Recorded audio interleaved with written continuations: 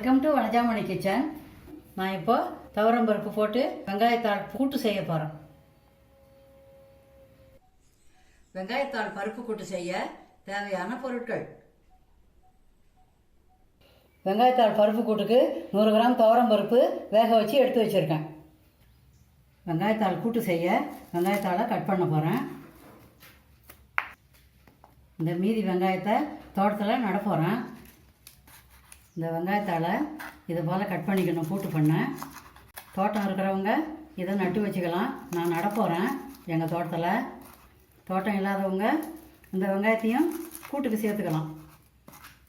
இந்த வெங்காயத்தை நட்டு வச்சா வெங்காயமும் எடுத்துக்கலாம், வெங்காயத்தாளும் எடுத்துக்கலாம். வெங்காயத்தில் பூ வரும், விதையும் எடுத்துக்கலாம். இது போல் தான் அரிஞ்சு கூட்டுக்கு சேர்க்கணும்.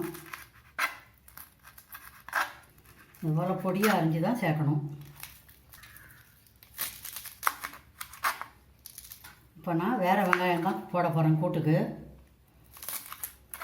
வெங்காயத்தாள் பருப்பு கூட்டுக்கு இது போல் பொடியாக அரிஞ்சு வச்சுருக்கேன். Stove on பண்ணிக்கினேன். 2 ஸ்பூன் எண்ணெய் போட்டுக்கிறேன். வெங்காயத்தாளுன்றதுனால இதுக்கு எண்ணெய் அதிகம் செல்லாது. எண்ணெய் காயட்டும். காய்கறி கூட்டாக இருந்தால் எண்ணெய் கொஞ்சம் மேலே சேர்த்துக்கணும். இதுக்கு கம்மியாக போட்டால் போதும். கடுகு, உளுத்தம்பருப்பு, சீரகம் தாளிச்சிக்குவோம். கடுகு வெடிக்கட்டும். கடுகு வெடிச்சிருக்கு. வெங்காயம் சேர்த்துக்கலாம். நான் தனி வெங்காயம் தான் போட்டேன். வெங்காயத்தாளில் இருக்கிற வெங்காயம் தோட்டத்தில் நட போகிறேன். பெரிய வெங்காயம் 1 போட்டிருக்கேன்.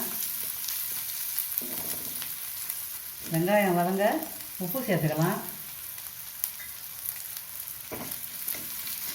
உப்பு போட்டால் தான் சீக்கிரம் வெங்காயம் வதங்கும். 1 நிமிஷம் வதங்கட்டும். இப்போ ஒரு தக்காளி அரிஞ்சு வச்சேன், அதை சேர்த்துக்கிறேன். பொதுவாக எல்லா கூட்டுக்குமே தக்காளி போட்டால் தான் டேஸ்ட்டாக இருக்கும்.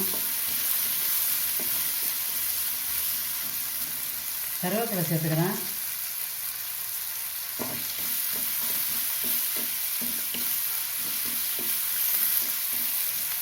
ரெண்டு நிமிஷம் வதங்கட்டும். வெங்காயம் தக்காளியெல்லாம் வதங்கிடுது. இப்போ சாம்பார் தூள் 2 ஸ்பூன் சேர்த்துக்கிறேன். அதையும் கொஞ்சம் வதக்கிக்கலாம். வதக்கிட்டு பருப்பை அப்படியே சேர்த்துக்கலாம். ஏன்னா இது தண்ணி விடுற பொருள், அதனால் பருப்பை சேர்த்துட்டு தீயை குறைச்சி வச்சுக்கலாம்.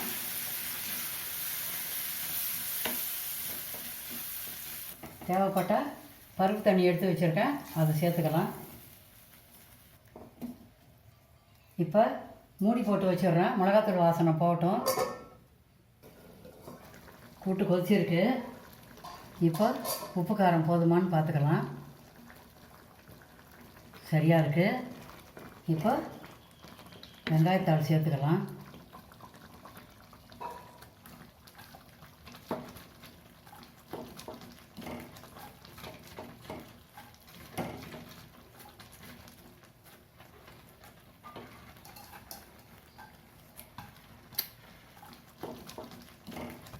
வெங்காயத்தாள் போட்டுக்கணும்.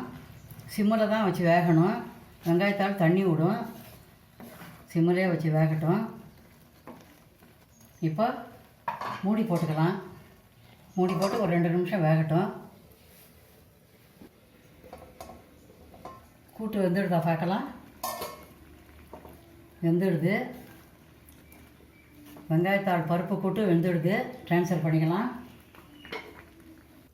வெங்காயத்தாள் பருப்பு கூட்டு ரெடி ஆகிடுது. நீங்களும் இதை சமைச்சு பாருங்கள், சாப்பிட்டு பாருங்கள். எப்படி இருந்துச்சுன்னு கமெண்ட்டில் சொல்லுங்கள்.